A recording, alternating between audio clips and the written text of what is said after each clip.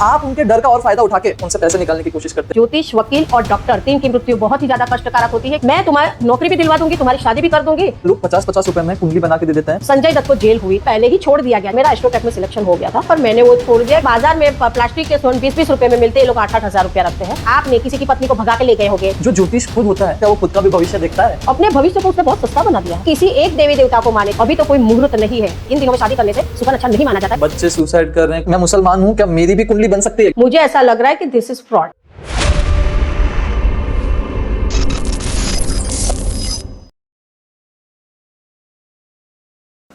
नमस्कार।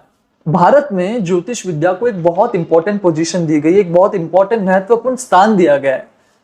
ज्योतिष विद्या आजकल इंटरनेट पे एस्ट्रोलॉजी नाम से बड़ी ट्रेंडिंग होती है और न्यूज़पेपर से लेके किताबों तक, न्यूज़ चैनल से लेके रील्स तक आपको आए दिन ज्योतिष विद्या से रिलेटेड कंटेंट देखने मिल ही जाता है। बहुत से नुस्खे देखने मिल जाते हैं, बहुत सी डरावनी बातें भी सुनने मिल जाती है। भारत में ज्योतिष विद्या आपके जन्म से लेके मृत्यु तक आपके साथ जुड़ी होती है। कौन से डिसीजंस लेने हैं, आपका जन्म, आपका सेरेमनीज, बिजनेस कैसा होगा, शादी कब होगी, शादी होगी भी कि नहीं होगी, ऐसे कई सारे सवालों के जवाब ज्योतिष विद्या देती है। और ये सारे सॉल्यूशन आप तक प्रैक्टिकल लाने वालों को, जो एक्सपर्ट होते हैं, उन्हें हम ज्योतिषी कहते हैं। और ऐसे ही एक ज्योतिषी यानी एस्ट्रोलॉजर से आज हम भेंट करने जा रहे हैं। तो आइए उनका स्वागत करते हैं और पॉडकास्ट की शुरुआत करते हैं। मयूरी जी, आपका स्वागत है पॉडकास्ट में और हम आशा करते हैं आप कंफर्टेबल होंगे। और शुरुआत करते हैं दोस्तों। मयूरी जी, प्लीज व्यूवर्स को अपना परिचय दीजिए। आप कौन हैं, आप क्या कार्य करते हैं, आप क्या काम करते हैं और आप इस फील्ड में, एस्ट्रोलॉजी की फील्ड में कैसे आए, उसके बारे में हमें जरूर बताइए। जी धन्यवाद। मेरा नाम आचार्य मयूरी है।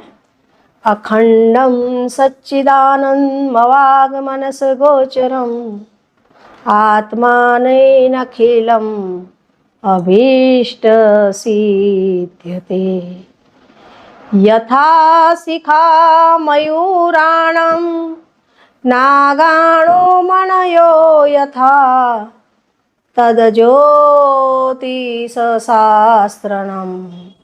मूर्तिन कथ्यते।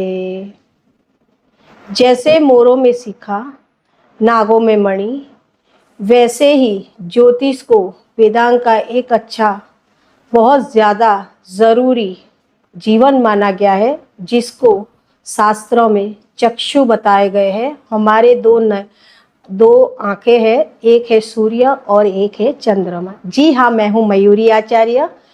मैंने ज्योतिष और वास्तु दोनों में आचार्य किए हैं और मैं 6 गोल्ड मेडलिस्ट से सम्मानित हूँ। और मैं बड़ौदा में, गुजरात में बड़ौदा में मानसागरी ज्योतिष और वास्तु कार्यालय पिछले 12 साल से चला रही हूँ। और मैंने अभी तक 15,000 से 20,000 कुंडलियाँ देखी होगी, उसका निवारण किया होगा। कम से कम मैंने 12 साल में 5 से 6,200 की पूजा करवाई होगी और लोगों को जीवन में मार्गदर्शन दे के उनको जीवन का रास्ता बताया है। बहुत सारी मैंने शादियां करवाई है।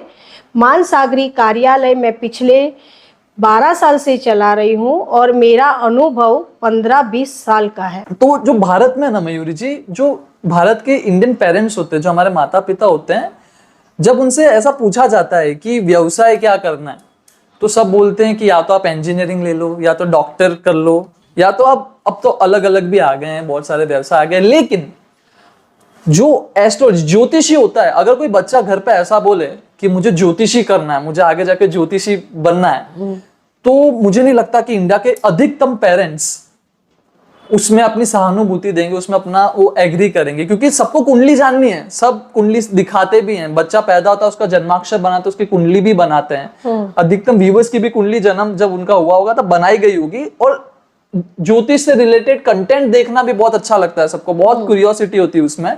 लेकिन अगर कोई बच्चा बोल दे कि नहीं मुझे ज्योतिषी बनना है, तो शायद इतना उसे सपोर्ट नहीं मिलेगा। तो ऐसे में आपने कैसे ज्योतिषी को अपना करियर चुन लिया? वो क्या ऐसा, कैसे आपके मन में आया कि मुझे ज्योतिषी बनना है? देखिए, मैं स्कूल जाती थी तो टीचर्स पढ़ाते थे, मुझे तो समझ में ही नहीं आता था कि मैथ्स में ये क्या पढ़ा रहे हैं। दूसरी बात, मेरा ध्यान पढ़ाई से ज़्यादा जब मुझे कॉपी दी जाती थी तो उसमें मैं राम राम लिखती थी, कभी कभी शिव शिव लिखती थी और मंदिरों के चक्कर बहुत मारती थी। उसके बाद मुझे लगा कि पता नहीं पढ़ाई में मेरा बहुत कम मन लग रहा है और अब हमेशा मैं देवताओं की तरफ बहुत आकर्षित होती थी। फिर धीरे धीरे आया यूट्यूब का ज़माना, टीवी का ज़माना, टेलीविज़न आ गया, तो उसमें बहुत सारे पंडित आते थे, मैं उनका बहुत ज़्यादा देखती थी और वो मैं देख के इतनी खुश रहती थी कि मुझे वही अच्छा लगता था। फिर पढ़ाई तो मैंने की जैसे तैसे कर की, पर पढ़ाई को छोड़ के फिर मेरा ध्यान इसमें बहुत लगा, इसीलिए मैंने फिर छोटे छोटे कोर्स चालू किया। जब छोटे छोटे कोर्स चालू किया तो मैं इतनी खुश रहती थी, इतनी खुश रहती थी, उसमें मैं कई तीर्थ स्थान भी गई। पर मुझे लगा कि इससे तो नहीं होगा, फिर मुझे प्रॉपर गाइडेंस इसमें मिला। हालांकि हमारे घर वाले कभी सपोर्ट में नहीं थे, क्या बोलते रहते पूरे दिन मंदिर जाती हो, क्या ये कुंडली देखती रहती हो, क्या रहती हो। कभी भी हमारे परिवार में हमें सपोर्ट नहीं मिला। मैं पहली ऐसी हूँ जो अपनी परिवार से ज्योतिष और आध्यात्मिक ओर से बहुत ज़्यादा आगे चली गई हूँ, ठीक है। भारत का कोई तीर्थ स्थान बाकी नहीं है जहाँ पे मेरे पैर ना गए हो, मैं खुद ना गई हूँ। भारत के 12 ज्योतिर्लिंग, सप्तपुरी, 4 धाम, 4 मठ, 51 शक्तिपीठ, वैष्णव देवी, अमरनाथ, हर जगह आज मैं केवल 40 साल की उम्र में हर जगह जा चुकी हूँ। उसमें मुझे जो सुकून मिलता है वो मुझे कहीं नहीं मिलता है। अब आपने मुझे प्रश्न पूछा कि मैंने ये लाइन क्यों चुनी, तो मैंने आपको एक बात बताई कि मुझे देवी देवताओं में बहुत ज़्यादा श्रद्धा थी, मुझे इसमें सेटिस्फेक्शन बहुत मिलता था। घर वालों से लड़ झगड़ के भी इन शास्त्रों में मैंने अपना पहला पैर रखा, बनारस BHU, जहाँ पे मुझे बहुत अच्छे गुरुजी मिले जिन्होंने मेरे को, जैसे आप बच्चा 10 बार के बाद बोलते हैं डिप्लोमा में रख दिया, उसको विशारद बोलते हैं, ठीक है। उसके बाद मैंने वहाँ विशारद किया, उसके बाद जिसको आप BA बोलते हैं उसको ज्योतिष में बोलते हैं शास्त्री, फिर शास्त्री किया। फिर वहाँ पे मुझे लगा कि आचार्य करना है, पर मेरा नेटिव प्लेस यहाँ पे था, तो फिर मुझे लगा कि अब मैं अपने गुजरात में जाके कुछ करूं। तो फिर मैंने MS यूनिवर्सिटी से आचार्य ज्योतिष में किया और मुझे 3 गोल्ड मेडल मिले और मेरा मान सम्मान हुआ। और आज मैं इतनी खुश हूँ। हालांकि कोई सपोर्ट नहीं था, किसी का हेल्प नहीं था, कोई पढ़ाने वाला, कोई पूछने वाला, कुछ करने वाला नहीं, पर मैं आज अपने दम पे इतनी आगे आध्यात्मिक तौर पे आ गई हूँ कि मतलब मैं बहुत खुश रहती हूँ। अब आपने एक प्रश्न पूछा था कि पेरेंट्स नहीं है तो आपने कैसे हिम्मत की, पर मैं आज आपको बता दूं, ज्योतिष उसी का नाम है कि आपकी कुंडली में आपके जो ग्रह है वो आपको उस मुकाम पे ले जाए और आप खुद ज्योतिष बनो। अगर मेरी कुंडली में ये ग्रह नहीं होते तो मैं अच्छी ज्योतिषी, एस्ट्रोलॉजर, आध्यात्मिक, मंदिरों का सेवा करना, पूजा करना, ये मुझे कितना भी धक्का देते मैं नहीं कर पाती, पर मेरी कुंडली में ये योग था, इसीलिए मैं आज ये कर पाई हूँ। तो मयूरी जी, इतना संघर्ष करके आप एस्ट्रोलॉजर बने, आज एक आचार्य हैं, तो मुझे ये पूछना है कि एस्ट्रोलॉजी होता है ना, जो ये ज्योतिष विद्या है, एस्ट्रोलॉजी को एकदम सरल भाषा में अगर समझना हो तो उसकी क्या परिभाषा है? एस्ट्रोलॉजी क्या है? लोगों के मन में बहुत प्रश्न रहता है कि क्या है, क्या बस ग्रह जानना या अपनी कुंडली निकाल लेना, क्या यही है एस्ट्रोलॉजी? एस्ट्रोलॉजी का सही परिभाषा क्या है, मैं आपसे जानना चाहूंगा। देखिए, एस्ट्रोलॉजी की जो परिभाषा है उसको बोलते हैं काल की गणना। जब जातक जन्म लेता है, आपने कभी देखा है कि माँ के गर्भ में बच्चा 9 महीना क्यों ठहरता है? क्योंकि 9 ग्रह है, सूर्य, मंगल, बुध, गुरु, शुक्र, शनि, राहु और केतु, और जो 9 ग्रह है वही बच्चों पे भारी होता है। ज्योतिष का मतलब है कि उसके लग्न चक्र से आप उसके पूरे जीवन का काल चक्र निकाल सको कि इसका आयु कितना है, इसकी शादी कब है, इसका भाग्य कब है। इसीलिए ज्योतिष शास्त्र का बहुत ज्यादा महत्व माना गया है। अच्छा, और आपने जैसे बताया कि आपने एस्ट्रोलॉजी वडोदरा में जो आचार्य आपने उसका पाठ किया, हाँ, और 3 मेडल्स भी आपको मिले। हाँ, 3 मेडल्स मिले मुझे। वडोदरा, अगर एक ज्योतिषी बनने का एक क्या रोड मैप होता है, एक ज्योतिषी कैसे बना जाता है? अगर वडोदरा में किसी को बनना है तो कौन से कॉलेजेस हैं, एक सही राह क्या है ज्योतिषी बनने की? क्या कोई ऐसे ज्योतिषी बना है तो वो एक सही ज्योतिष है? देखिए, ज्योतिषी जो होता है वो 2-3 तरह से बनते हैं। एक तो जो फ्रॉड चला है कि भाई ऑनलाइन कोर्स ज्वाइन कर लो, 1-2 महीने में सीख लो, ज्योतिषी बन गए, दैट इज फ्रॉड। अब दूसरा ज्योतिष बनना है तो सर्टिफिकेट कोर्स, 6 महीने के कोर्स ज्वाइन कर लो और आप ज्योतिषी बन गए हैं। और तीसरा जो ओरिजिनल ज्योतिष है उसके लिए आपको पूरा शास्त्र के अनुसार पढ़ना पड़ता है।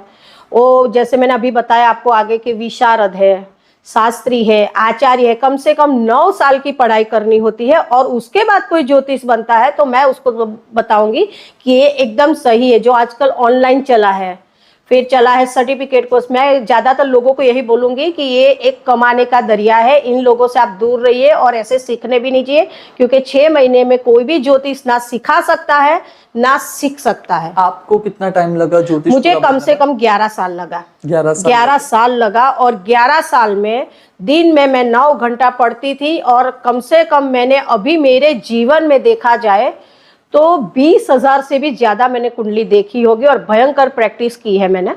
तब जाके ज्योतिष का बहुत थोड़ा जो सूक्ष्म बोलते हैं, जिसको अणु बोलते हैं, जिसको परमाणु बोलते हैं, वहां तक मैं जा चुकी हूँ अब।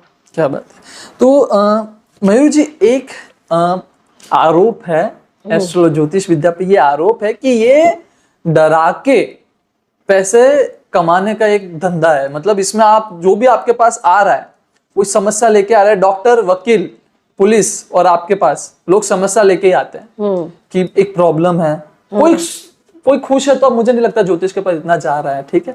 तो जब वो आते हैं तो ऐसा आरोप रहता है कि आप उनके डर का और फायदा उठा के उनसे पैसे निकालने की कोशिश करते हैं या फिर उन्हें ऐसे उपाय बताते हैं जिसमें उन्हें और पैसा खर्च करना पड़े। तो इस पे आपकी क्या मत है? ये बहुत ट्रेंडिंग है ये थॉट अभी, मतलब देखिए, इसमें ऐसा है कि मैं भी मानती हूँ कि आजकल मार्केट में लोगों ने इसको कमाने का जरिया बना दिया है, पर 30% आज भी लोग हैं ज्योतिष जिसको अपने से ज्यादा अपने आने वाले क्लाइंट की पड़ी है। जैसे कि कोई आया है मेरे पास और उसने मुझे बताया कि भाई मेरी शादी नहीं हो रही है, ठीक है, तो हम उसको बताएंगे कि भाई आपकी कुंडली में गुरु राहु का चांडाल योग है, पूर्व जन्म में कोई कर्म ऐसा किया होगा जिसके कारण ये दोष लगा है, ठीक है, तो इसकी आपको पूजा तो करवानी पड़ेगी। अगर आप नहीं कराते हो तो फिर जन्म लोगे तो फिर ये दोष आएगा। और मैं आपको एक चीज बता दूं जो बहुत लोगों कम को पता है कि मनुष्य का जन्म कम से कम 4 लाख बार लेना होता है,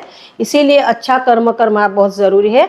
तो अगर मैं उसको इस तरह की रेमेडीज देती हूँ, उपाय बताती हूँ और मंत्रों के द्वारा करती हूँ तो ये सही है। पर कई लोग क्या बोलते हैं कि तुम 25,000 रुपया दे दो, मैं तुम्हारी नौकरी भी दिलवा दूंगी, तुम्हारी शादी भी कर दूंगी।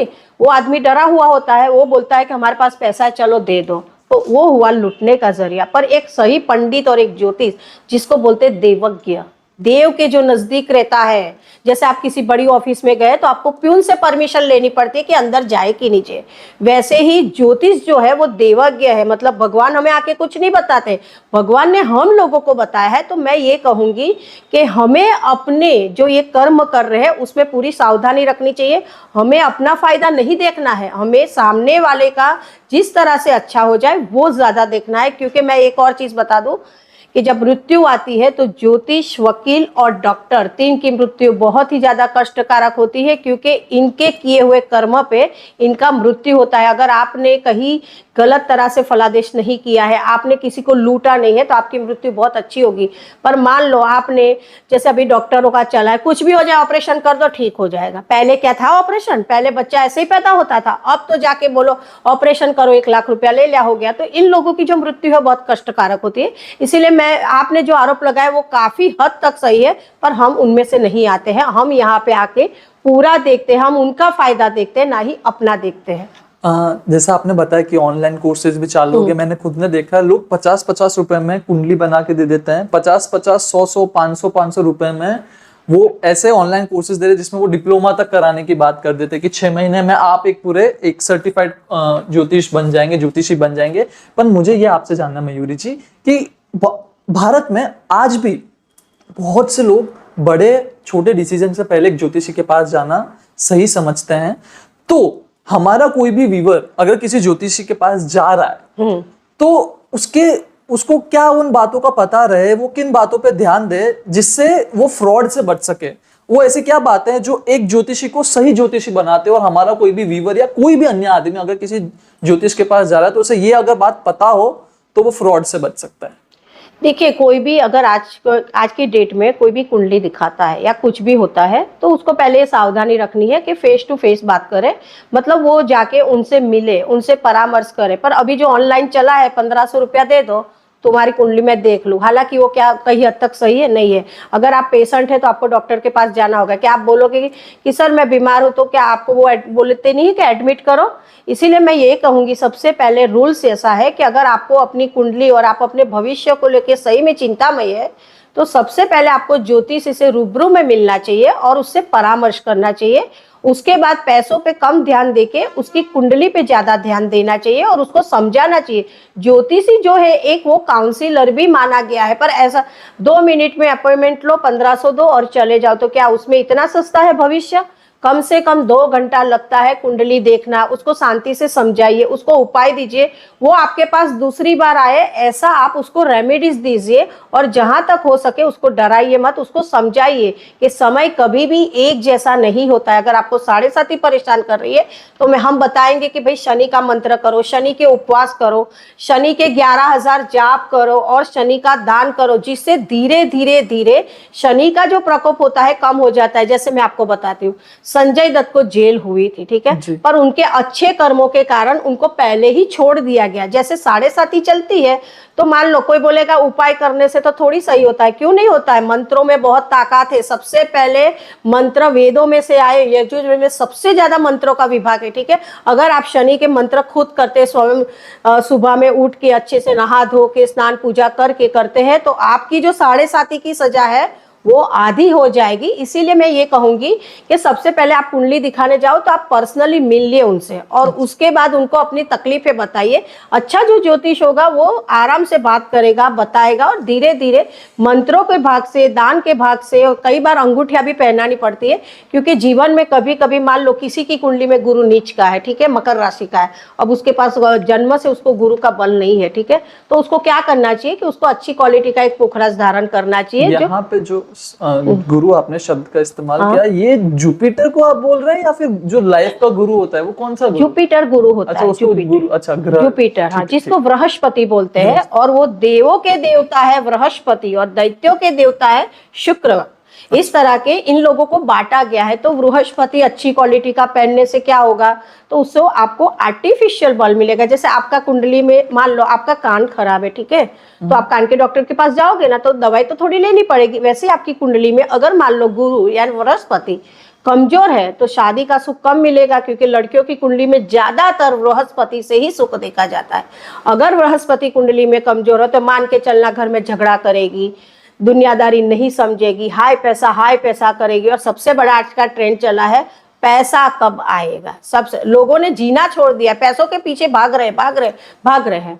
मयूरी जी, अभी आपने बताया कि ऑनलाइन, मतलब ऑनलाइन अधिकतम फ्रॉड चलता है, हाँ। तो आपको सामने रूबरू बैठ के उनसे कंसल्टेशन या काउंसलिंग करानी चाहिए। लेकिन ऑनलाइन में भी बहुत से जो एस्ट्रो पंडित है, एस्ट्रो मतलब लॉजर्स हैं, जो ज्योतिषी है, वो वीडियो कॉल के थ्रू भी कंसल्ट करते हो। वीडियो कॉल में तो आमने सामने बैठ के ही वो बातें बता रहे हैं, सब कर रहे हैं, तो वो भी तो रूबरू ही हुआ। हाँ, देखिए, वीडियो कॉल में जो आपने बताया, ऑनलाइन वीडियो कॉल में बात करते हैं तो वो उनको गाइडेंस दे सकते हैं, पर परफेक्ट गाइडेंस नहीं दे सकते, क्योंकि दूसरी बार आप उनको कांटेक्ट नहीं कर पाओगे। जो आजकल ऑनलाइन चला है, एस्ट्रो टॉक, एस्ट्रो सेज, वो तो आप पे कर रहे हो और वो आपके हाजिर है, वो गुलाम है उस कंपनी के, उनको पैसा चाहिए, इसलिए आपसे ज्यादा वो उनका देखेगा कि भाई इनको दूसरी बार कैसे लाया जाए। इसीलिए वो भी काफी, मैं समझती हूँ, काफी हद तक सही नहीं है। ओके। और आप खुद कभी आपने सोचा है कि आप ऑनलाइन सर्विसेज या ऐसे प्रोवाइड करेंगे? आप हमेशा फिजिकली सर्विसेज? देखिए, मैं बताऊं, मेरा एस्ट्रोट्रैक में सिलेक्शन हो गया था।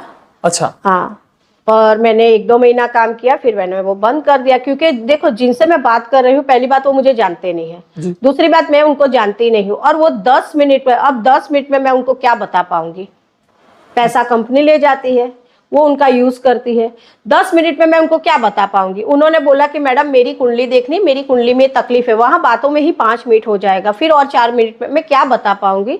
इसीलिए मुझे ऑनलाइन स्कोप मिला था, प्लेटफॉर्म मिला था, पर मैंने वो छोड़ दिया, क्योंकि मुझे ऐसा लग रहा है कि दिस इज फ्रॉड। इसमें जो हमारे यजमान हैं, हम उनकी सहायता नहीं कर पाते हैं, इससे हमारे कर्म खराब होते हैं, और मैं अपना कर्म खराब नहीं करना चाहती हूँ। यानी आप कह रहे हैं कि जो एस्ट्रो टॉक, जो इतना बड़ा एप्लीकेशन, आई थिंक भारत में सबसे बड़ा एस्ट्रो टॉक ही चल रहा है, तो वहां पे आपका सिलेक्शन हो गया था और आपने 1-2 कंसल्टेशन भी किए, लेकिन बहुत कम टाइम मिलता, उतने में सही मार्गदर्शन नहीं दिया जाता। यानी तो यानी एस्ट्रोटॉक पैसा कमाने का ही काम कर रहा है? यस, उसमें मैंने देखा है एक चीज, बहुत बारीकी से देखा है। ये लोग रेमेडीज सजेस्ट करते हैं एस्ट्रोटॉक पे, जिसमें बृहस्पति का स्टोन है, शुक्र का, जो बाजार में प्लास्टिक के स्टोन 20-20 रुपए में मिलते हैं, ये लोग 8-8 हजार रुपया रखते हैं और पब्लिक को इस तरह से निचोड़ते हैं, इस तरह से निचोड़ते हैं। अगर मान लो आपने वो स्टोन मंगवा भी लिया तो उसका अभिमंत्रित कहाँ होगा, उसका पूजा कहाँ होगा? ये जो सही एक देवज्ञ है वही बता सकता है कि स्टोन कैसे पहनना है, किस क्वालिटी में पहनना है, किसने अंश का पहनना है। तो मुझे तो मैं ये मानती हूँ कि ये एक पब्लिक को लूटने का बहुत बड़ा जरिया। उसमें एक कवच दिखाया गया, तावीज तो 50 रुपए में मिलता है। क्या वो आपके लिए अभिमंत्रित करने बैठेंगे? अभिमंत्रित मतलब क्या? अभिमंत्रित वो चीज होती है कि कोई भी आप चीज लेते हो रेमेडीज के तौर पे कि भाई मेरा ये ग्रह खराब है। जैसे सुनो, आपने मंगल का अंगूठी बनवाया, ठीक है, अब उसको ऐसे तो पहनना नहीं है। मंगल के लिए उसका आपको अनुष्ठान करना है, उसका हवन करना है, उसकी पूजा करनी है, उसके जाप करने हैं और उसके बाद आप अपने क्लाइंट को दोगे तो वो 6 महीने में असर करेगा और आपका मंगल सही हो जाएगा। क्या एस्ट्रोटॉक पे ये फैसिलिटी अवेलेबल है? नहीं, मैंने 2 महीना काम किया है, मुझे सूट नहीं हुआ। तो ये आप जब कहते हैं कि ये ग्रह खराब है, हाँ। मैंने बहुत से लोगों को सुनते हुए भी देखा कि ये आप पे ये भारी है, शनि भारी है, हाँ। राहु केतु, ये सब दोषा आई थिंक। तो ये खराब, इसका मतलब क्या है? खराब कैसे खराब है? देखिए, खराब कुछ नहीं होता है, कर्म अच्छे होने चाहिए तो अच्छे ग्रह। अगर कर्म आपके खराब है तो खराब ग्रह। बेसिकली होता क्या है कि आपने अभी जीवन जिया है, ठीक है जी, और आपको पता नहीं है कि अब मैं कब दूसरा जन्म लूंगा, ठीक है। इसलिए आप अभी आज से वर्तमान में अपने कर्म पे ध्यान दीजिए। आप 2-3 चीजें अपने जीवन से निकाल दीजिए। एक तो अपनी नीति बहुत साफ रखिए, किसी को लूटने का वो मत रखिए। और हर दिन अगर आप अपने कर्म पे ध्यान देंगे तो अगले जन्म में ना शनि भारी आएगा, ना मंगल भारी आएगा, ना कोई ग्रह नीच होगा, ना ऊंच होगा, ठीक है। इसीलिए अपने कर्म पे जिसने ध्यान दिया, जिसने वर्तमान को समझा, जिसने जीवन को समझा, जिनने देवी देवताओं को समझा, उसके लिए मैं ये कहूंगी कुछ भारी नहीं, कुछ खराबी नहीं। अगर मान लो आपकी कुंडली में जैसे किसी की कुंडली में शुक्र नीच का है, ठीक है। नीच का क्या होता है? जब हमारा जन्म होता है तो पृथ्वी से बहुत जब दूर ग्रह होता है तो उसे निर्बल ग्रह माना जाता है। ज्योतिष शास्त्र में, संस्कृत में इसको नीच का माना जाता है, ठीक है। तो आपको क्या करना है कि ये शुक्र नीच का क्यों आया? तो पिछले जन्म में आपने किसी की पत्नी को भगा के ले गए होंगे, किसी के पति को भगा के ले गए होंगे, शादीशुदा होने के बावजूद भी आपके दूसरे अफेयर रहे होंगे, दूसरे सब। तो इस जन्म में फिर शुक्र नीच का आएगा। इसीलिए मैं कह रही हूँ कि सबसे पहले गीता में दिया है कर्म करो, फल की चिंता ना किया करो, ठीक है। तो आप अपने कर्म पे ध्यान दीजिए तो अगले जन्म में, अब लोग बोलते हैं अगला जन्म तो हमने देखा ही नहीं है तो कोई नहीं देखता है, पर वो कर्मों के आधार पे जन्म तो होता है, ठीक है, क्योंकि आत्मा अमर है जी। इसीलिए अपने कर्मों पे ध्यान देना चाहिए। मयूरी जी, जैसे आपके पास कोई भी लोग आ रहे हैं तो आप उनकी कुंडली बना रहे हैं, आप उन्हें जानकारी दे रहे हैं उनके भविष्य की कि ये चीज कीजिए, रेमेडीज प्रोवाइड कर रहे हैं, समाधान प्रोवाइड कर रहे हैं। तो एक जो ज्योतिष खुद होता है, क्या वो खुद को भी कोई रेमेडी, कोई समाधान कुछ प्रोवाइड करता है? क्या वो खुद का भी भविष्य देखता है? देखिए, हम तो हमारा भविष्य देखते ही नहीं है। इसका कारण यह है कि हम पूरे दिन 9 से 12 घंटे लोगों का ज्योतिष देखते हैं। इसीलिए हमें वाइब्रेशन होता है कि हमारा आगे क्या होगा। हमारी कुंडली हम बहुत कम देखते हैं, पर हमें खुद ही पता चल जाता है कि अब हमारे जीवन में क्या होगा, क्योंकि हम लोग दिन में पूरे दिन ये करते हैं। इसलिए हमें ग्रहों की चाल बहुत अच्छे से पता होती है। जैसे आज का मैं गोचर बताऊं, अभी जो शनि है वो मीन राशि में वक्री चल रहा है और मीन राशि में, ठीक है। और उसके सामने वाली राशि हो गई कन्या, उसमें मंगल चल रहा है। शनि मंगल आमने सामने हो गए और आज की जो राशि भी है वो कन्या राशि है, ठीक है। तो इस तरह से हमें खुद को ही पता होता है। जैसे अब मान लो मैं यहाँ बैठी हूँ, मेरी सिंह राशि है, अभी जो सूर्य है मघा नक्षत्र में चल रहा है, तो हमें खुद ही पता होता है कि ये 10 दिन जिसने बारिश का पानी जमा कर लिया मघा नक्षत्र में और पूरे साल रखा, उसके घर में पैसों की बारिश हो जाएगी, पैसों की दिक्कतें खत्म हो जाएगी। क्योंकि हमने इतनी ज्यादा, जैसे बृहत पराशर होरा शास्त्र है, फल दीपिका है, सूर्य सिद्धांत है, सिद्धांत शिरोमणि है, मुहूर्त पारिजात है, मुहूर्त चिंतामणि है, हमने इतने सारे ग्रंथों का सहारा लिया है कि अब हमें नहीं लगता है कि हमें हमारा देखना चाहिए, क्योंकि हमने इतना ज्यादा आध्यात्मिक एक ऊपर का लेवल ले लिया है कि हमको हमारा खुद ही पता चल जाता है। अच्छा, और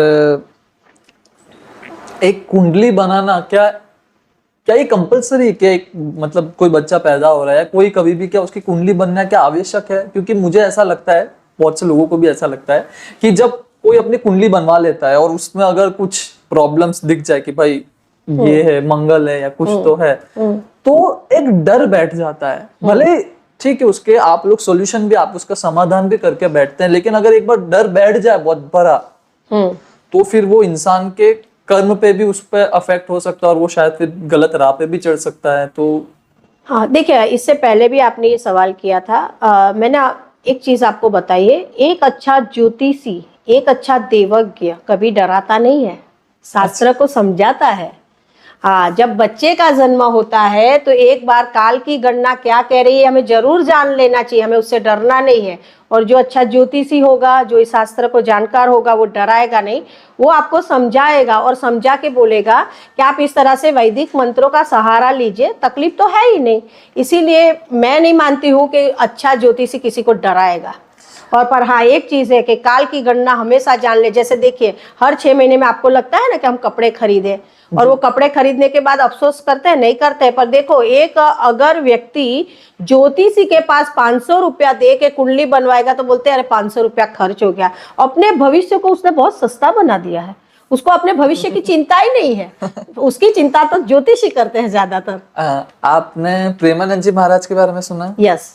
तो उनका एकांतिक वार्तालाप और उनका इंस्टाग्राम, इन सब पे बहुत लोग उन्हें आजकल सुनते हैं, और बहुत लोग जो भी प्रवचन देते हैं उसका पालन भी करते हैं। तो उनके प्रवचनों में बहुत सुना गया है कि सारा समाधान नाम जाप है। आपको किसी चीज से डरने की जरूरत नहीं। आप अगर नाम जाप करो, राधा राधा या जो भी जिसमें भी आपकी श्रद्धा है, आप अगर वो नाम जाप कर रहे हो तो उसी में सारा समाधान हो जाता है, फिर कहीं जाने की जरूरत नहीं है। तो उस पे आपका क्या राय है? मैं उनकी जो बातें हैं बहुत सही मानूंगी, क्योंकि सुनो, वो ये नहीं बोलते हैं मुझे कॉल कीजिए, मुझे कांटेक्ट कीजिए और मेरे पास आइए, वो केवल समाधान बताते हैं।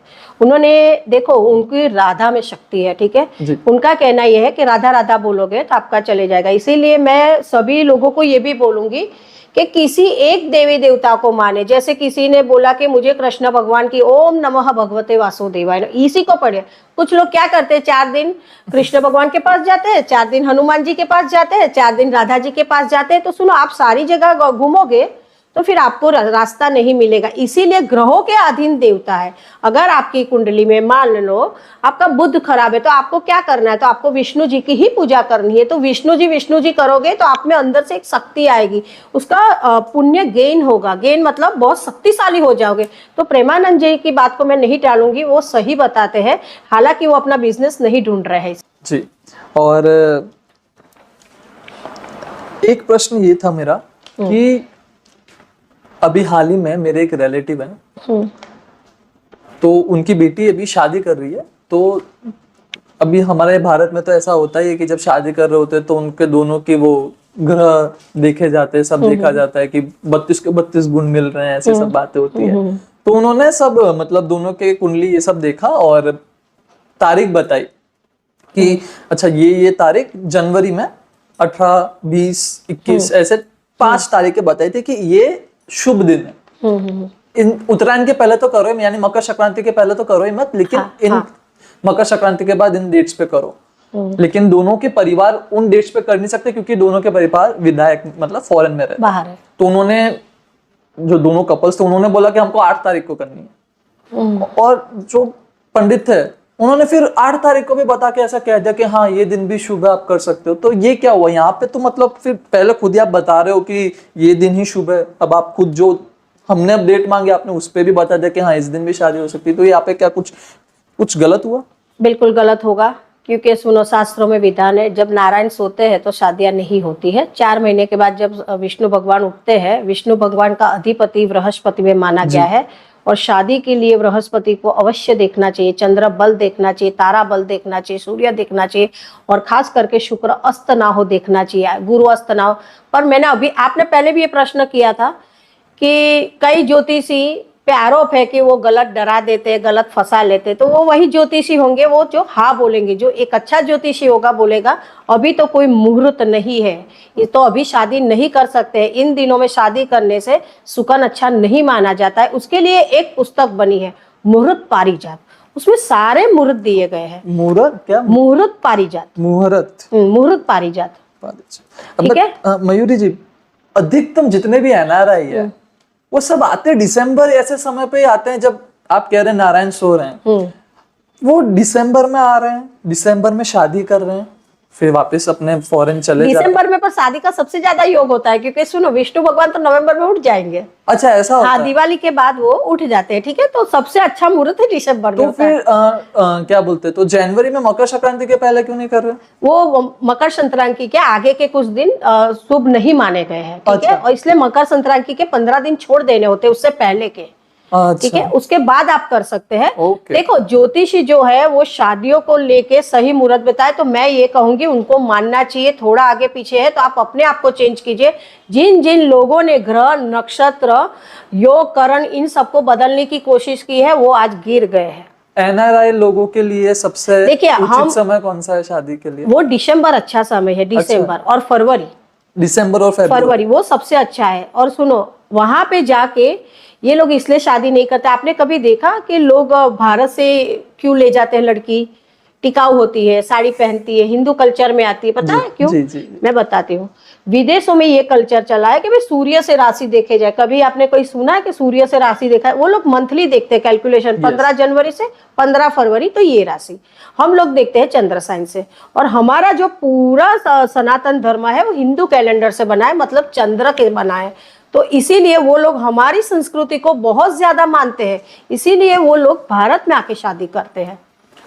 अच्छा, और मयूरी जी, कुंडली बनाने का कोई सही समय होता है क्या? कि लोग अधिकतम तो बचपन में जैसे बच्चा पैदा हुआ तब बना दी, कोई बाद में भी बनवाता है, कोई एक उचित समय है क्या? देखिए, मेरा ऐसा मानना है कि बच्चे का जब जन्म होता है ना, तो 5 साल तक उसको अपनी माँ की कुंडली इफेक्ट करती है, और आने वाले 7 साल जो है उसको अपनी पिता की कुंडली इफेक्ट करती है। ठीक है, जब बच्चा 13 साल का होता है तब जाके उसको अपने ग्रह लागू पड़ते हैं। ठीक है, इसीलिए बच्चा जब जन्मे तो कुंडली क्यों बनाना है ये जरूरी है। वो आपने प्रश्न पूछा, मैं उसका बताऊंगी। मान लो कोई बच्चा जन्मा है तो शास्त्रों में वर्ण है, अगर मान लो धन राशि आई उसकी और उसमें गंडमूल है, तो उसमें 21 दिन के अंदर ही उसको कासे की एक कटोरी लेके घी डाल के उसके पिता उसमें उसका मुंह देखते हैं, उसके बाद देखते हैं। अगर किसी ने ये योग खो दिया तो मान के चलना माता पिता दोनों में से एक अलग हो जाएंगे, या तो बच्चा जीवन भर कष्ट निकालेगा। इसीलिए कुंडली तो जरूर बनवानी चाहिए। अगर आप कुंडली बनवाते हो और गंडमूल नक्षत्र निकला तो गंडमूल की शांति 21 दिनों के अंदर ही होती है, ना ही 2-3 साल के बाद होती है। इसीलिए कुंडली बनाना है। और कुंडली बनाने के बाद मान लो कोई अश्लेषा नक्षत्र, अश्लेषा को गंडमूल माना गया है, मघा को गंडमूल माना गया है, ज्येष्ठा को गंडमूल माना गया है। इस तरह के मूल नक्षत्र जो है उसमें 4 चरण होते हैं, वो सारे गंडमूल माने गए हैं। तो बच्चे के जीवन के सुख के लिए और माता पिता के जीवन के सुख के लिए हमेशा कुंडली बनवानी चाहिए, तुरंत ही बनवानी चाहिए। अच्छा, और आपकी संतान, आजकल पेरेंट्स को बहुत डर रहता है क्योंकि संगत बड़ी गलत होती जा रही है। इंस्टाग्राम, इंटरनेट के आने की वजह से लोग ऐसी ऐसी अच्छी चीजों का मतलब सेवन कर नहीं रहे हैं, गलत गलत चीजें देख लेते हैं, गलत संगत बन जाती है और गलत स्टेप्स भी उठा लेते हैं। आप देख रहे हैं आज सुसाइड का रेट इतना ज्यादा है भारत में, बच्चे सुसाइड कर रहे हैं, कोई चीज नहीं मिली तो सुसाइड कर रहे हैं, और कोई मनचाहा प्यार नहीं मिला तो सुसाइड कर रहे हैं। बहुत सारे रीजन है। तो अपने बच्चे का एक सशक्त, उसे एक स्ट्रॉन्ग पर्सनालिटी कैसे बनाया जाए? एक पिता और माता उसमें क्या कर सकते हैं? संस्कार तो है ही, उसके अलावा ज्योतिषी के हिसाब से क्या कर सकते हैं? देखिए, संस्कार होता तो बच्चा सुसाइड ही नहीं करता, पहली बात ये। ठीक है, अच्छा। जन्म में जब बच्चा पैदा होता है तो सबसे पहले उसके गुरु होते हैं उसके माँ बाप। बिल्कुल।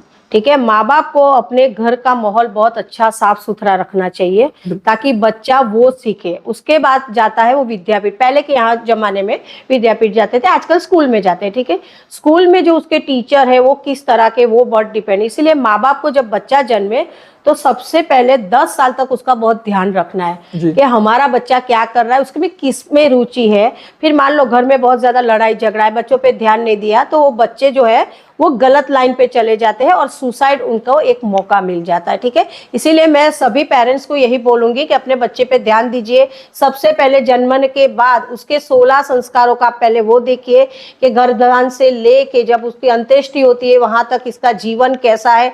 किसी विद्वान पंडित देवज्ञ से उसकी कुंडली दिखाइए, रोज उसके लिए हवन पूजा करवाइए।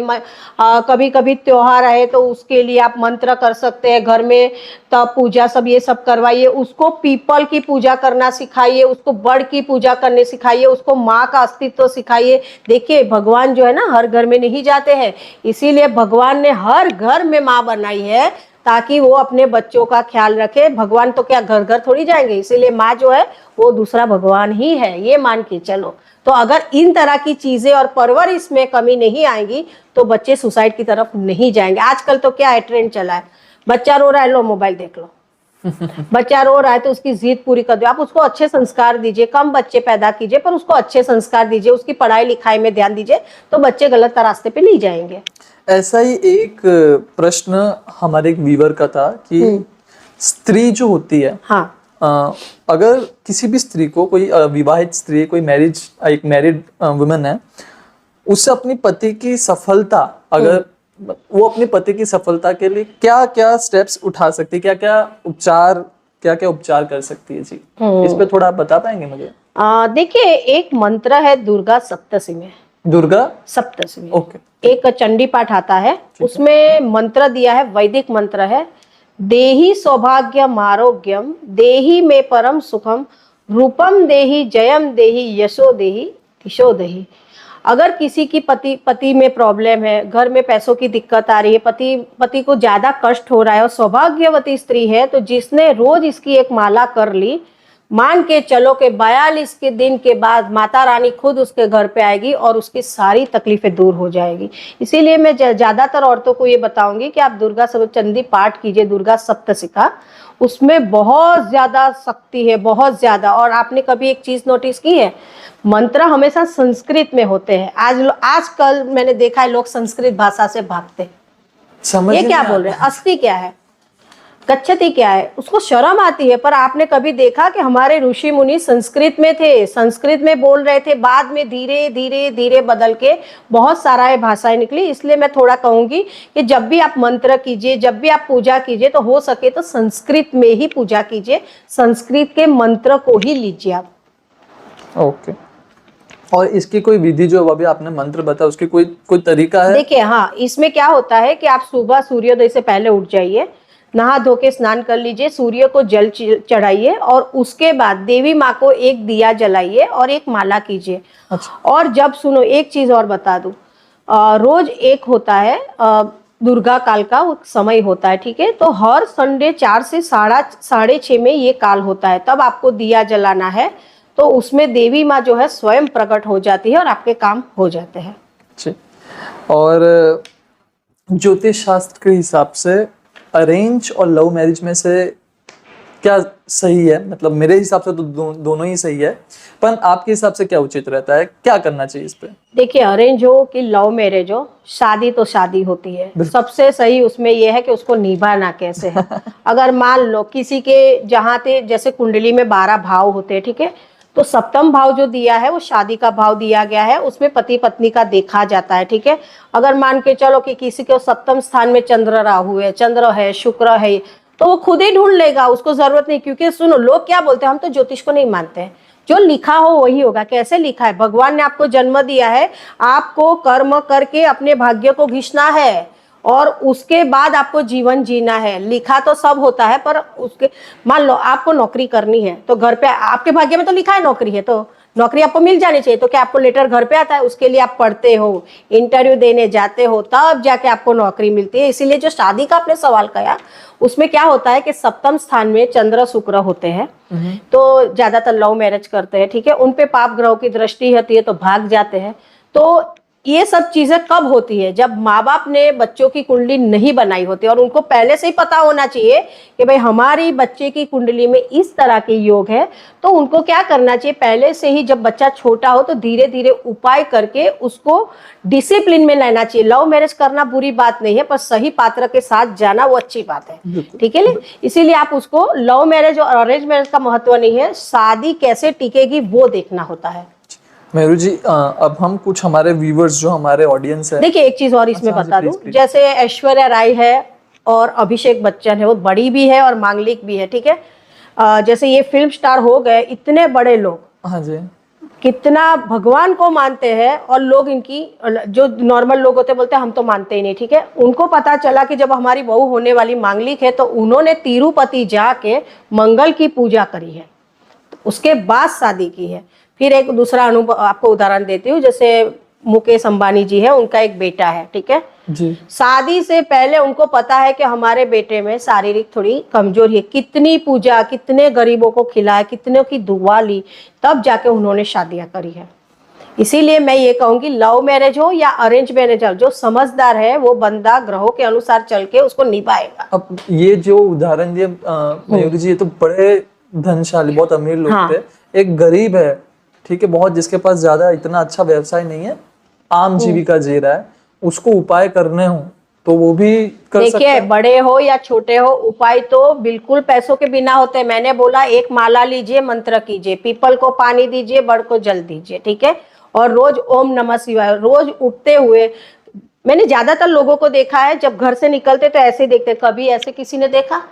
अरे भाई हमको निकलना है तो बढ़ना है तो ऊपर देखो, नीचे नहीं देखना है। जिसने रोज सूर्य को जल दे दिया, वो गरीब भी दे सकता है, अमीर भी दे सकता है। मान के चलो कि उसके जीवन की आधी समस्या खत्म हो गई। देखिए संसार में 5 देवता है, माँ अंबिका, विष्णु, गणपति, शिव और सूर्य भगवान। हम किसको देख सकते हैं? केवल सूर्य को देख सकते हैं। इसीलिए मैं ज्यादातर लोगों को एक सलाह दूंगी कि रोज सूर्य भगवान को जल दीजिए, जिससे आपके जीवन की 50 से 60% प्रॉब्लम तो ऐसे ही सॉल्व हो जाएगी। इसमें अमीरी और गरीबी नहीं आई। अमीर का ऐसा होता है कि उनके पास पैसा होता है तो वो लोग दिखते हैं, लाइव दिखते हैं, ठीक है। गरीब दिखते नहीं है, पर पूजा तो वो भी करते हैं, वो भी करते हैं। और सूर्य तो बहुत अच्छे से आपकी सेहत के लिए भी अच्छा है। हाँ, विटामिन डी मिलता है उससे। विटामिन डी, एंड आपकी स्किन के लिए भी बहुत यस अच्छा यस होता है। यस। तो एक हमारे व्यूवर है, उनका ये प्रश्न है कि जितने भी अधिकतम मैं ज्योतिषी के पास गया, उन्होंने मुझे या तो अंगूठी, या तो तावीज, या तो ऐसे ही मुझे उन्होंने समाधान दिए, या तो बोला कि एक नारियल का फल लेके या नींबू मिर्ची बांध के कहीं पे रोड पे डाल दो।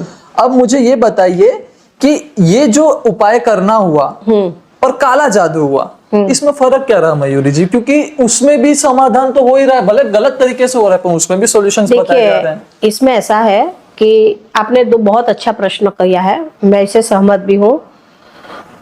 काला जादू होता है ना, वो राहु प्रधान होता है, ठीक है। काला जादू जल्दी इफेक्ट करता है, जल्दी मतलब आपका काम जल्दी हो जाएगा, पर वो शॉर्ट टर्म के लिए होता है। 3 महीने में आपका काम हो गया। किसी ने वशीकरण करवाया, पता है आपको कि ये सब कैसे होता है? ये लोग जाके जो मर जाते हैं वहां पे जाके मशान में जाके ये सब करते हैं, ठीक है। पर उसका साइड इफेक्ट बहुत है। अच्छा। 3 महीने के बाद इसका उल्टा असर चालू हो जाता है, इंसान बर्बाद हो जाता है, ठीक है। अगर सुनो, काला जादू इतना ही सही होता तो आज हर कोई आदमी, मुकेश अंबानी, अमिताभ बच्चन जी है, फिर नरेंद्र मोदी जी, वो नहीं बन जाते कि भाई चलो वशीकरण कर दिया, काला जादू कर दिया तो मोदी सरकार बन। ऐसे नहीं है। पर हाँ, वैदिक मंत्रों में बहुत ज्यादा ताकत है। वैदिक मंत्रों में लंबे तक आपको फल मिलता है। लंबे तक मतलब जीवन भर तक। कि आपने अगर वैदिक का सहारा लिया है तो आपको जीवन में इन ग्रहों से हमेशा के लिए छुटकारा मिल जाएगा।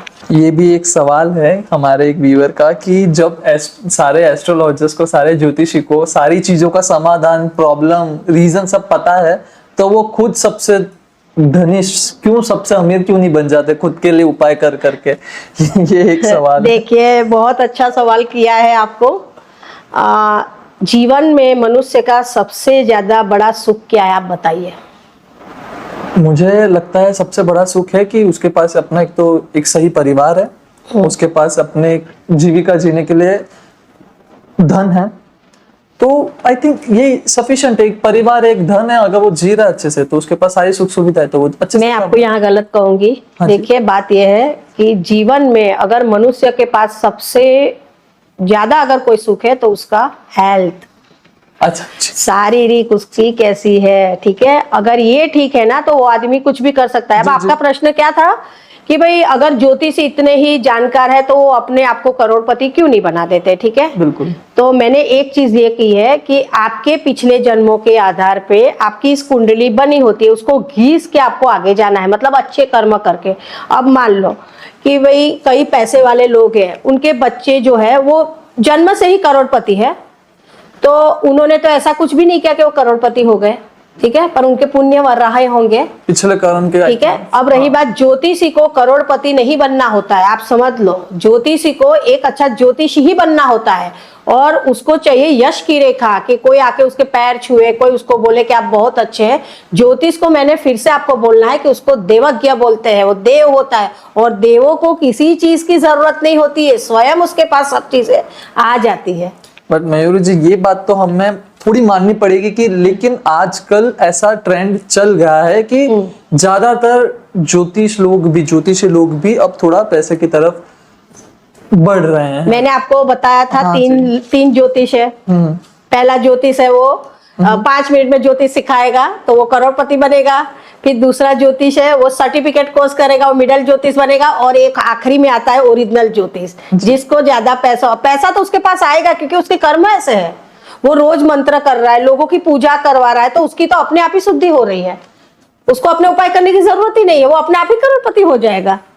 बिल्कुल, बहुत सही जवाब दिया आपने। ये एक और प्रश्न है कि जैसे अगर हमें कुंडली निकालनी हो, किसी का जन्माक्षर निकालना हो, किसी के बारे में जानना हो, तो ज्योतिषी हमसे पूछता है कि भाई अपनी जन्म स्थान बता दो, जन्म तारीख बता दो और जन्म का समय बता दो।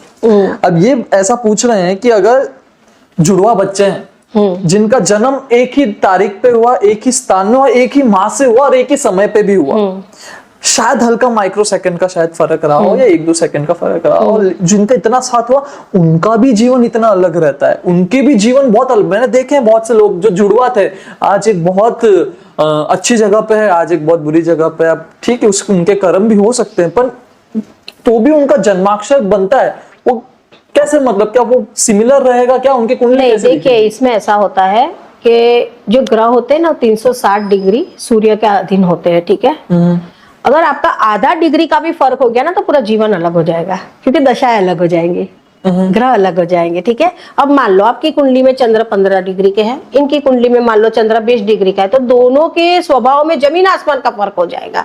इसीलिए जुड़वा जब बच्चे होते हैं तो नाल छेदन के टाइम पे जो समय आता है वही उसका ओरिजिनल समय है। मान लो 2 जुड़वा बच्चे, नाल छेदन जब बच्चे की नाल काटते हैं ना, ठीक है, मान लो कि वो एक संस्कार माना गया, ठीक है। 2 बच्चे हैं पर डॉक्टर दोनों की नाल एक साथ नहीं काटेगा, पहले एक की काटेगा, तो उसमें और उसमें आधा मिनट 1 मिनट का फर्क आ जाएगा। अच्छा। तो डिग्रियों का फर्क आ जाएगा, इसलिए जीवन में फर्क आ जाएगा। एम्बिलिकल कॉर्ड काटने से भी इतना फर्क हाँ, इतना फर्क आ जाता है। अच्छा अच्छा। और ये एक सवाल है, मुझे एक अच्छा पार्टनर मिले और मेरी और मेरे परिवार का सम्मान, जो पार्टनर हो मेरा और मेरे परिवार का भी सम्मान करे और मैं भी सामने वाले परिवार का सम्मान कर पाऊं, इसके लिए कोई विधि या कोई उपचार है क्या? सबसे पहले तो क्या है कि एक अच्छा पार्टनर मिलने के लिए सबसे पहले आपको एक देवज्ञ को कुंडली दिखानी है। वो आपकी कुंडली देख के बताएगा कि आपके जीवन में जो शादीशुदा जीवन है वो कैसा है, कितना ठीक है, कितना मध्यम है। मान लो किसी की कुंडली में 7वें घर में, मतलब पति पत्नी के घर में शुक्र उच्च का है, ठीक है, तो उसको अपने कर्मों के आधार पे, पुण्य के आधार पे ही पति करोड़पति मिलेगा, लग्जरियस। पर मान लो किसी को 7वें घर में शुक्र नीच का है, नीच का मतलब निर्बल है, वक्री है, जो भी है, ठीक है, तो उसको क्या करना है, तो एक ज्योतिषी उसको बताएगा कि आप शुक्र के ग्रह की शांति करवाइए, शुक्र के उपाय कीजिए, शुक्र का मंत्र कीजिए, शुक्र की अंगूठी पहनिए। तो उसमें क्या होता है कि वो बहुत डाउन है, तो उसको उपाय करके वो मध्यमा तक ले जा सकता है, ठीक है। तो उस तरह से उपाय करने के बाद उसको शादी करनी चाहिए। और मैं एक शादी के लिए जरूर बताऊंगी, अगर कुंडली में मंगल का दोष, शनि का दोष, सूर्य का दोष और राहु का दोष सप्तम स्थान को लेके है तो जरूर कुंडली मिला के शादी कीजिए, नहीं तो मान के चलिए कि शादीशुदा जीवन नर्क से बदतर हो जाएगी। और ये हमारे एक व्यूअर ने पूछा है, क्या एस्ट्रोलॉजी सिर्फ सनातन धर्म से ही जुड़ी हुई है क्या? मैं मुसलमान हूँ, क्या मेरी भी कुंडली बन सकती है? क्योंकि उनके में ये हराम माना जाता है। देखिए, मुसलमान के बारे में वो मानते हैं हराम है, हम नहीं मानते हैं, क्योंकि सुनो, खून तो लाल ही होता है, जन्म तो सबका होता है, ठीक है। और उस टाइम पे अभी सुनो, तुम्हारा जन्म हुआ और इनका जन्म हुआ, तो ये मुसलमान है तो वो चंद्र थोड़ी बोलेगा मैं नहीं निकलूंगा, मैं सूर्य थोड़ी बोलेगा मैं निकलूं। इसके लिए मेरा तो ऐसा मानना है कि सबके लिए ये जरूरी है। मुसलमानों ने इसको आरोप के तौर पे बताया है, क्योंकि वो इसको नहीं मानते हैं। आपको कभी पता है, हम चंद्र कुंडली से हिंदू लोग हम चंद्र कुंडली से देखते हैं, ये लोग चंद्र निकलने के बाद खाना खाते हैं। भाषा बदल गई, ग्रह तो एक ही, आप समझ रहे हो। रोजा को चंद्र दिखेगा उसके बाद खाना खाएंगे, समझ गए आप। हाँ जी। तो चंद्र का जितना हम महत्व मानते हैं उतना ही ये लोग मानते हैं। केवल इन लोगों ने हमें नीचा दिखाने के लिए, हमारे देवी देवताओं को नीचा दिखाने के लिए हम पे आरोप लगाया है। ओके, और ये एक प्रश्न है ऐसा, ये तो मेरा दावा भी है कि बहुत से लोग ऐसा कहते हैं कि एस्ट्रोलॉजी साइंस है। कई सारे पेपर ऐसे पब्लिश हुए हैं जो ऐसा बताते हैं कि एस्ट्रोलॉजी सूडो साइंस है, नहीं नकली साइंस है। हाँ। वो विज्ञान नहीं है। क्योंकि कैसा होता है, विज्ञान के बहुत से सिद्धांत ऐसे होते हैं, जैसे कि आपने यहाँ हाथ धोए, हाँ, आप अमेरिका में हाथ धो, या आपने यहाँ पे गेंद ऊपर फेंकी, आप अमेरिका में गेंद ऊपर फेंको, किसी भी भारत धरती के किसी भी दूसरे अन्य किसी एरिया में आप बॉल ऊपर फेंको, नीचे ही गिरेगी। हाँ, यस, वो ग्रेविटी का सिद्धांत है। यस। ठीक है, ऐसे ही साइंस के बहुत सारे सिद्धांत होते हैं कि जैसे सपोज एक कोई भी दवाई है, पैरासिटामोल है, उसकी हमें पता है कैसे विधि बनती है। अगर उसकी विधि यहाँ पे मैं लगाऊं, मैं किसी और जगह लगाऊं, बनेगी पैरासिटामोल ही, और सिर दर्द और हमारी बुखार के लिए वो काम करेगी। बट ज्योतिषी में ऐसा नहीं होता। मैं अभी किसी और ज्योतिषी के पास चला जाऊं, सेम कुंडली दिखाऊं, तो वो मुझे बिल्कुल अलग बताएगा। शायद आप मुझे बहुत कुछ अलग बताएंगे, तीसरे ज्योतिष को बता दूंगा तो वो एकदम अलग बता देगी। तो यहाँ पे जो लोग ऐसा दावा करते हैं कि साइंस मतलब एस्ट्रोलॉजी ज्योतिष एक विज्ञान है, तो यहाँ पे तो वो खरी नहीं उतर रही। तो इस पे आपका क्या मत है, आपके हिसाब से क्या है? देखिए, मैं बताती हूँ। ज्योतिष के 3 भेद बताए गए हैं, सिद्धांत, संहिता, होरा। ठीक है, सिद्धांत मतलब गणित, गणित मतलब साइंस। ठीक है। जिसकी रचना भास्कर आचार्य ने, वरामिहिर ने चतुर्थ शताब्दी में करी। ठीक है, पर मैं आपको ये भी बता दूं कि जब काल की मतलब जब 4 वेद निकले, ऋग्वेद, यजुर्वेद, अथर्ववेद, सामवेद, उसमें काल शब्द का उत्पत्ति हुआ वो ऋग्वेद में से हुआ। इसीलिए ज्योतिष का जो आपने मुझे पूछा ना कि एस्ट्रोलॉजी है कि एस्ट्रोनॉमी है, ठीक है, तो मैं ये कहूंगी कि ज्योतिष जो है वो एस्ट्रोलॉजी है, और वही सही है, क्योंकि उसके 3 स्कंद दिए गए हैं, सिद्धांत, संहिता, होरा। जिसको आप साइंस बोल रहे हैं, इसको हम सिद्धांत बोलते हैं, गणित। गणिताभाव शून्य की स्थापना किसने की? भास्कर आचार्य ने, गर्गा आचार्य ने। ठीक है, तो उस तरह से उसमें भी साइंस का वर्णन दिया है, इसीलिए साइंस से जुड़ा हुआ ज्योतिष है। जिसको हम बोलते हैं ग्रह, नक्षत्र, तारा, वो लोग उसको स्टार बोलते हैं।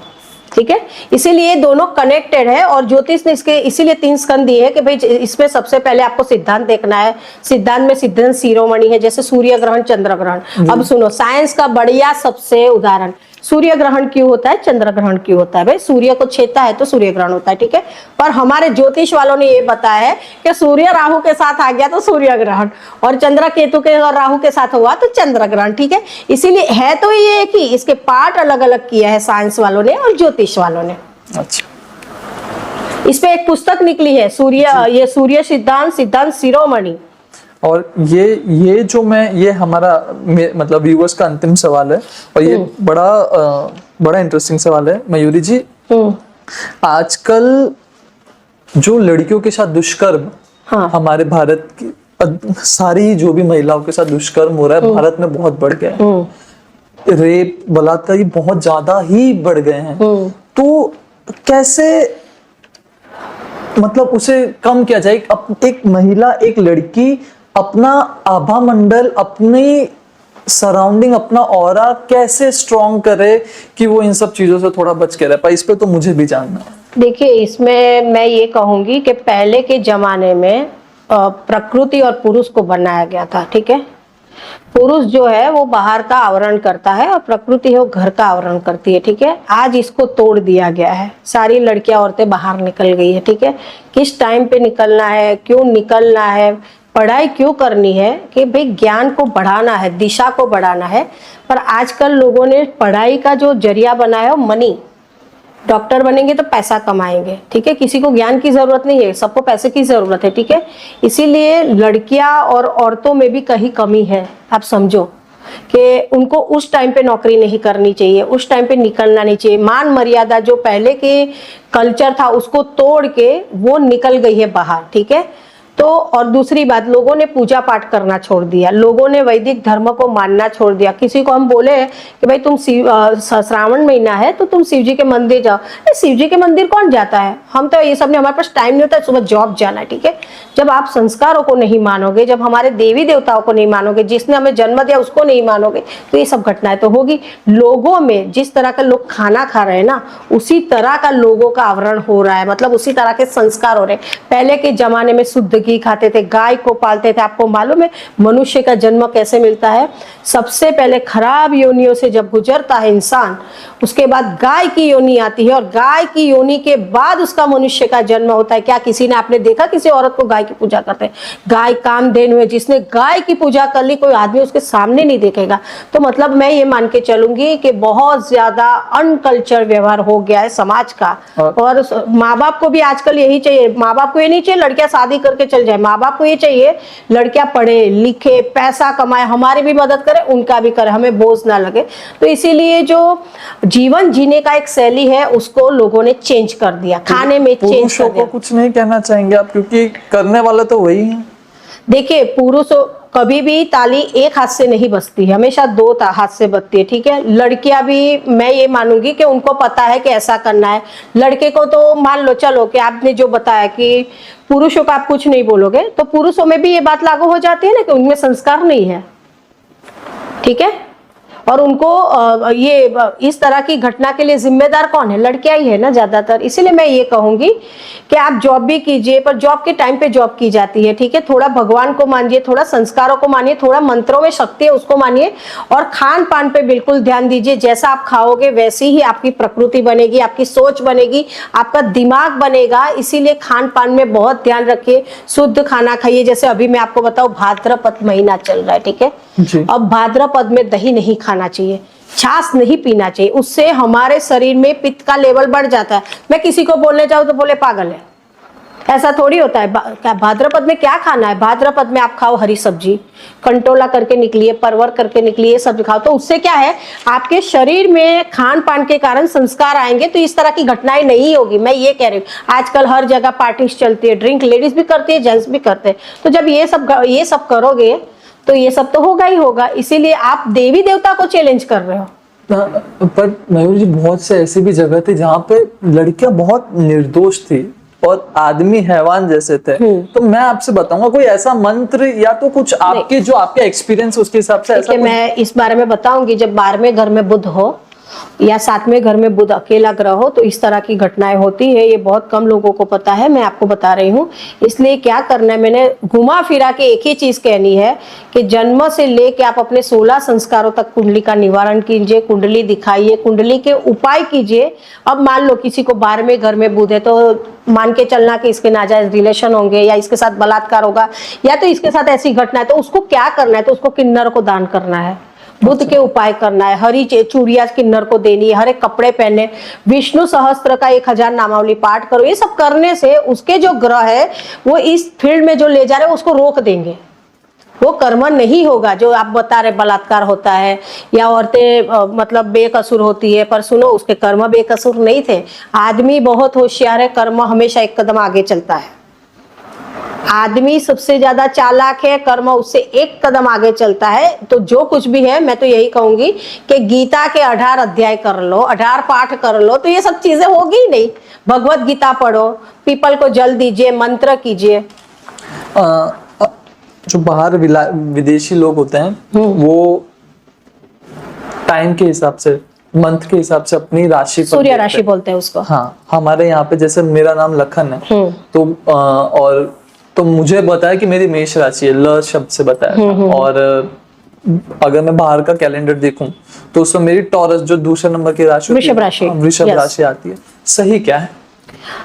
देखिए इसमें ये लोग क्रिश्चियन होते हैं, जो फॉरेनर्स होते हैं, ठीक है। तो इन लोग ज्योतिष को नहीं मानते हैं और हम लोग मानते हैं। मैं आपको प्रूफ करके दिखा दूं कि तुम्हारी कुंडली में ये योग है तो तुम आज अभी मान लो एक बात करते हैं, हमारे प्रधानमंत्री है, जन्म से तो चाय बेचते थे, उनकी कुंडली में योग रगा होगा, तब आज वो दुनिया में, देश में नहीं दुनिया में राज कर रहे हैं। ठीक है जी। तो कहीं पे भी आप जन्मे हो, कुंडली तो यही बनेगी, केवल उसको दिखाने का नजरिया अलग कर दिया है लोगों ने। ठीक है, इसीलिए कुंडली यही बनेगी। वो चंद्र राशि से हो, वो सूर्य राशि से हो, वो किसी तरह से ग्रह जहां बैठे वो काम करेगा। उसको ज्यादा अच्छा बुरा करने के लिए मंत्रों का सहारा लीजिए, पूजा पाठ कीजिए, ज्यादा नहीं 15 मिनट आप रोज देवी देवता के लिए लिखिए। दूसरी बात, आपको अपनी राशि जान लेनी है कि आपकी राशि, मान लो आपका नाम हो गया, आपका नाम हो गया परेश। ठीक है, तो आपका जन्म किसके लिए हुआ है? बुध के कारण हुआ है, तो बुध आपकी कन्या राशि हो गई। तो आप अपने स्वगुरु बुध को लेके चलिए। बुधवार को हमेशा याद रखिए कि आज बुधवार है, मुझे क्या क्या उपाय करने हैं, क्या क्या मंत्र करने हैं। ठीक है, तो आपको जीवन में, मुझे नहीं लगता है कि 6 महीने के बाद कोई कष्ट आएगा। अकाल मृत्यु भी निकल जाती है। जिसने नरक चतुर्थी के दिन यम का दिया अपने दरवाजे पे लगा दिया, वो अकाल मृत्यु के भय से भी निकल जाता है। देखिए, ये चीज ऐसी है, मैं बता दूं आपको, बहुत क्लियर बता दूं। शिव भगवान पत्थर के रूप में स्वरूप है। ठीक है, मानो तो वो पत्थर, मानो तो वो भगवान। वो बोलने आते हैं मुझे दूध चढ़ाओ, पर लोग फिर भी दूध चढ़ाते हैं, क्योंकि कई लोग मानते हैं भगवान है, कई लोग बोलते हैं पत्थर है। फिर सुनो, और एक चीज मैंने सुनी है, लोग बोलते हैं कि दूध इनको चढ़ाओ तो किसी गरीब को मैं दान दे दूं जी, तो वो पिएगा। तो तुमने मनुष्य लोक ही देखा है, इसके नीचे का पाताल लोक नहीं देखा है। 3 लोक है हमारे, देवलोक, मनुष्यास। अगर आप शिव जी को दूध चढ़ाते हो तो जो जल में कीड़े रहते हैं वो कहाँ से खाएंगे? तो इसमें से खाएंगे। इसीलिए लोग ज्यादा ही स्मार्ट हो गए हैं। मैंने बताया ना आपको कि साइंस को मानते हैं कि भाई ये तो 20 रुपए का दूध हम क्यों बिगाड़े, उससे अच्छा किसी गरीब को सहाय कर दे। और सुनो, एक चीज आपको मैं बता दूं, दान लेने का अधिकार केवल देवज्ञ है। आप अगर किसी को चाय पिलाते हैं, गरीब है, तो आप सहाय कर रहे हैं, वो देवों में नहीं जाएगा, वो ग्रहों में नहीं जाएगा।